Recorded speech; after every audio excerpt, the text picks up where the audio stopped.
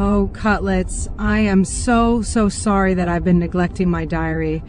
Of course, you all follow me on YouTube, so you know absolutely everything I've been doing. As you know, I've brought so much hope to so many people in Bumpus Cove and other places, but especially Bumpus Cove because I just love saying that name.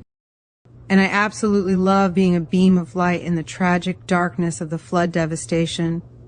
I'm a real hero to the people here, and I love being able to be that for them. I think having a hero is as important as having a new refrigerator or a roof over their heads because it's spiritual. God sent me here to these humble people, and it brings tears to my eyes how grateful they are. If I could feel humility, they're the ones who could make me feel it. But I can't, and they don't judge me for it. Or if they do, they're too humble and sweet to let it show. Anyway, there are things in my heart that I can't say on a live stream, but I can tell you, my Cutlets, in this diary as I sit in the honey wagon and reflect privately on my experiences. The last 2 months have been a whirlwind of activity, between planning what to pack, having to leave behind a box of clothes that would have been more useful than buckets people could have got from Home Depot, driving around looking for needy people and having trouble finding any who weren't already being helped by more organized volunteers, then going home and making crafts to sell to my long-suffering friends. Rinse and repeat. Our channel has grown by leaps and bounds, Cutlets, and I'm so grateful. But there's something I don't understand. We've added over 400 subscribers in the past 2 months.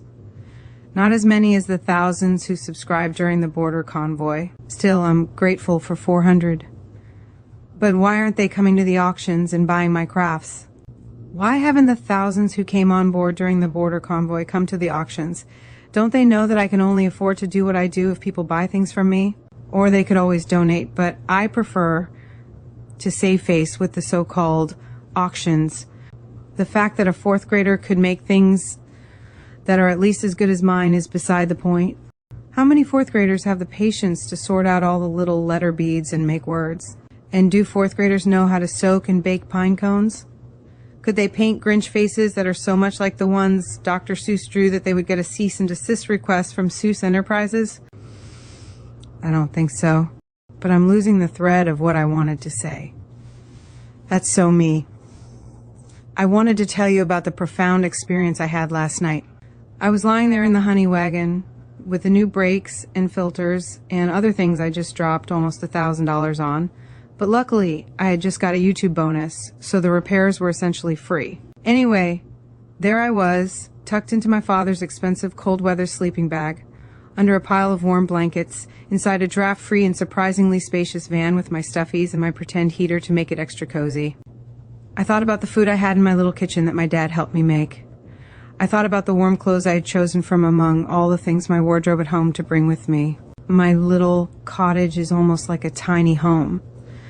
The people down here are going to find out how difficult living like that can be. Maybe I can give them some tips from my own experience. That's another way I can help. And they won't have as much stuff as I do, which should help. Everything they had was tragically destroyed, while I do have nice things to wear, a comfy bed, and not enough room for my crafting. But really, is there ever enough room when you're as creative as I am? But I left all that to come here to share the suffering of the people living in the area so tragically ravaged by a flood sent by the government and Bill Gates. And here, snug in the honey wagon in my REI sleeping bag, well, my father's REI sleeping bag, I feel so blessed to be able to share the terrible suffering of my sweet, humble flood victims. I feel cold for them under my warm blankets.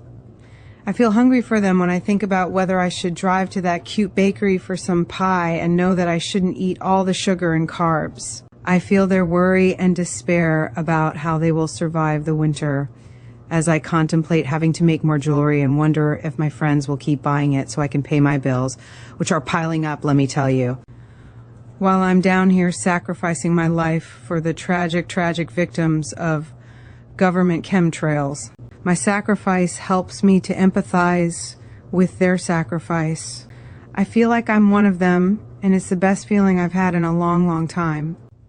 Glory be to beef.